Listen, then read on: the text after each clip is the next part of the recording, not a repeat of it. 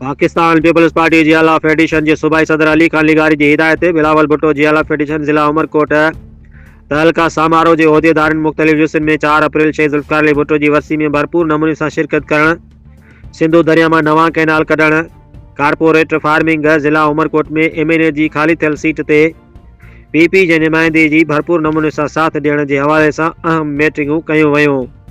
Meeting में Bilawal Bhutto Jiyala federation के तहलका समारोह के सदर अहमद खान बुरगड़ी मीडिया से ॻाल्हाईंदे चयो त peoples party Bilawal Bhutto Jiyala federation जो मकसद सिर्फ़ आवाम के फ़ायदो पहुँचाइण है। पीपल्स पार्टी के चेयरमैन बिलावल भुट्टो ज़रदारी के पाकिस्तान जो वज़ीर आज़म ॾिसण था चाहियूं।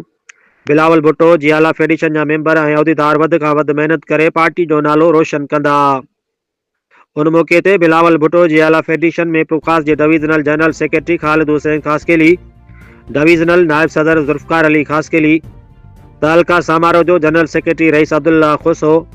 सीनियर नायब सदर मनरूप चंद, नायब सदर लोणूमल, वाइस नायब सदर Zahid Hussain Burgari, deputy general secretary Mohammad Azam Solanki, information secretary Waljimal, UC Arado Burgari, सदर असदुल्ला सरकी, तहलका नायब सदर Zarina, Tahalka Samaroh deputy finance secretary Sona, media person Tahalka Samaroh ज़ैबुनिसा Parveen, तहलका समारोह डिप्टी इंफॉर्मेशन तहलका समारोह सोशल मीडिया हक नवाज अंसारी ऐं ॿियनि मेंबरनि शिरकत कई। रिपोर्ट करे रहियो आहे doctor Hemlal Waghani, divisional bureau chief.